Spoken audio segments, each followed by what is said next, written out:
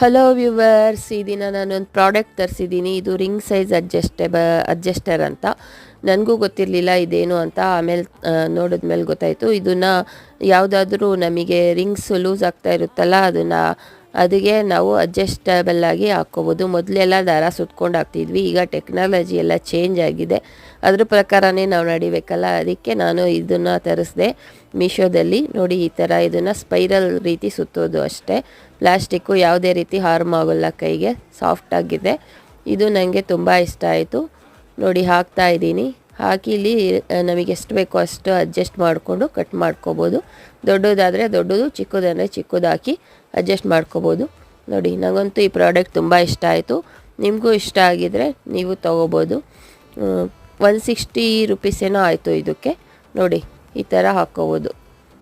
Video ಇಷ್ಟ ಆದರೆ follow ಮಾಡಿ, ಲೈಕ್ ಮಾಡಿ, ಶೇರ್ ಮಾಡಿ.